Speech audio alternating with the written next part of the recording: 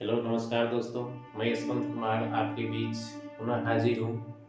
आप लोग के सामने कुछ इम्पोर्टेंट क्वेश्चंस है और उसका कॉन्सेप्ट पहले मैं बता देता हूँ।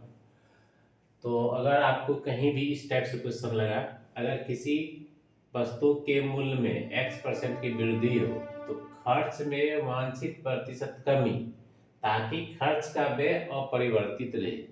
इसका मतलब हुआ, अगर कहीं पे आपको इस टाइप से क्वेश्चन दिखेगा, अगर किसी गृहिणी को चीनी के भाव में 10% की वृद्धि की गई, तब जाकर के उसको चीनी की खपत में कितना कमी की जाए जिससे कि उसका खर्च जितना पहले था उतना ही अभी भी रहेगा।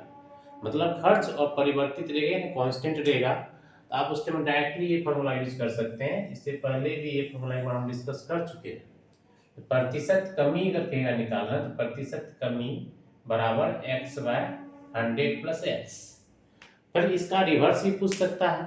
क्या कहेगा, अगर किसी वस्तु के मूल्य में x प्रतिशत का यहाँ पे वृद्धि था, इसका रिवर्स होगा कमी। अगर किसी वस्तु के मूल्य में x प्रतिशत की कमी हो जाए तो उसकी खर्च में कितना प्रतिशत की वृद्धि की जाए जिससे कि कुल खर्च अपरिवर्तित रहे। मतलब जितना पहले खर्चा होता था बाद में उतना ही खर्चा रहेगा। तो उसके लिए आप डायरेक्ट कितना प्रतिशत की वृद्धि की जाए, आप ये वाला कॉन्सेप्ट लगा सकते हैं। प्रतिशत वृद्धि बराबर एक्स बटे 100 माइनस एक्स। प्रतिशत कमी कहेगा तो निकालना है तो एक्स बटे 100 प्लस एक्स। इसी कॉन्सेप्ट हम देखते हैं। आज का क्वेश्चन है, पहला क्वेश्चन है, देखिए। पहला क्वेश्चन दिया हुआ, किसी वर्ग की भुजा में 30% बढ़ा दी जाए तो क्षेत्रफल उतना ही रखने के लिए दूसरी भुजा कितनी प्रतिशत घटानी होगी। देखिए कॉन्सेप्ट सेम लगेगा, क्योंकि पहले जितना क्षेत्रफल था बाद में क्षेत्रफल उतना ही रखना पड़ेगा। लेकिन एक भुजा को बढ़ा दिया गया तो दूसरा भुजा को कितना प्रतिशत कमी रखना पड़ेगा। डायरेक्ट इस कॉन्सेप्ट से आप निकाल सकते हैं, प्रतिशत कमी बराबर क्या बोले, एक्स बटे 100 प्लस एक्स मल्टीप्लाई 100। अब सीधे निकाल सकते हैं। एक्स का वैल्यू कितना दिया हुआ, 30%। तो मतलब 30% बढ़ा दी गई है, 30 बटे 100 प्लस 30 मल्टीप्लाई 100।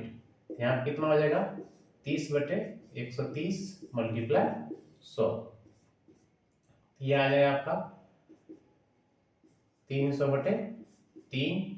इसको सॉल्व कर सकते हैं। 13% का क्या चीज हो जाएगा, 300 बटे 13% घटानी पड़ेगी। मतलब दूसरा भुजा जाए इतना प्रतिशत की कमी। इसको पूर्णांक में भी लिख सकते हैं। 13 दूना 26, 4 0 13 39, इतना प्रतिशत कमी करना पड़ेगा दूसरा भुजा में, जिससे कि उसका क्षेत्रफल जितना पहले था उतना ही बरकरार रहेगा।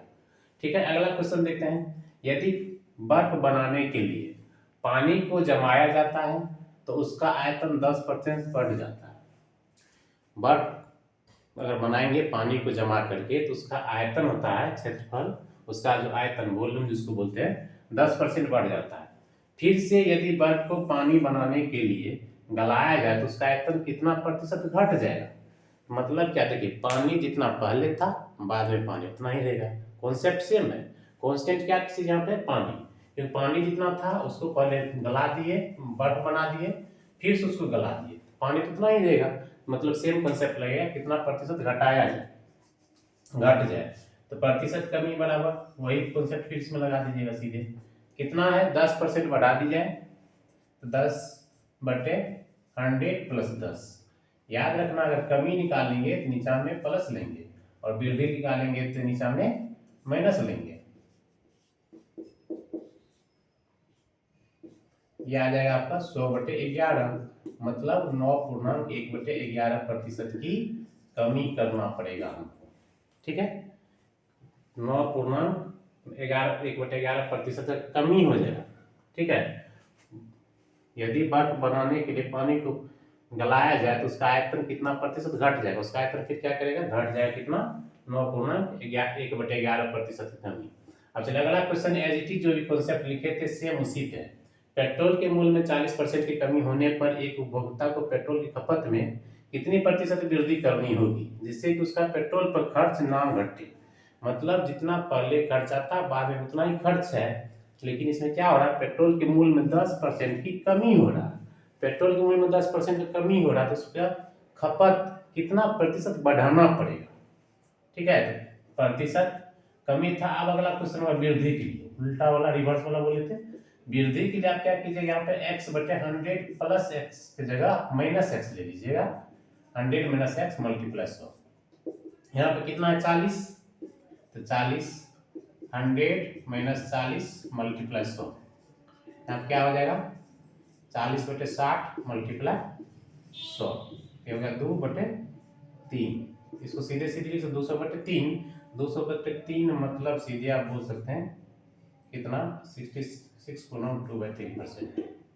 ऐसे लिख सकते हैं 200/3 को 66 गुणन 2/3% का क्या करना पड़ेगा, उसको खर्च में वृद्धि करना पड़ेगा। क्या चीज खर्च करना वृद्धि, कितने प्रतिशत वृद्धि, पेट्रोल की खपत में इतना खर्चा बढ़ा दीजिएगा तो जितना पहले खर्चा करते थे अभी उतना ही खर्चा आएगा, क्योंकि उसका रेट घट गया 40%।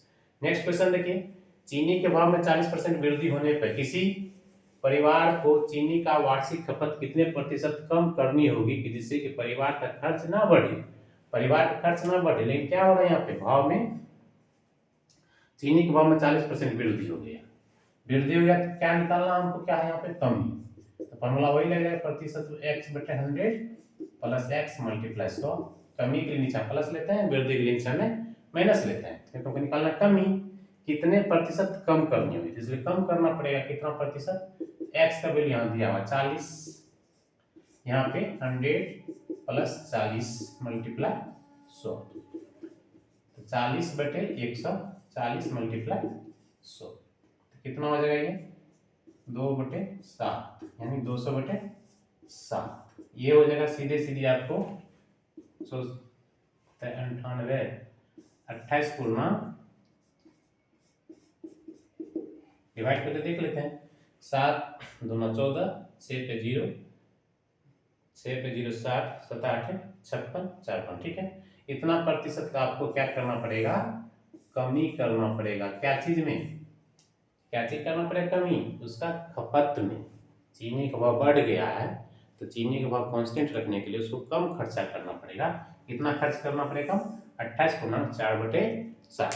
ओके, उम्मीद करते हैं आप सभी लोग ये क्वेश्चन समझ गए होइएगा, कॉन्सेप्ट भी समझ गए होइएगा। इसी पे ये दो डिफरेंट टाइप के क्वेश्चन हम डाल लेते हैं जिसमें कि सेम कॉन्सेप्ट लगेगा। इसी वाला देखने से लगता है कुछ अलग चीज है लेकिन कॉन्सेप्ट यही वाला लगेगा। ठीक है, ओके, थैंक यू।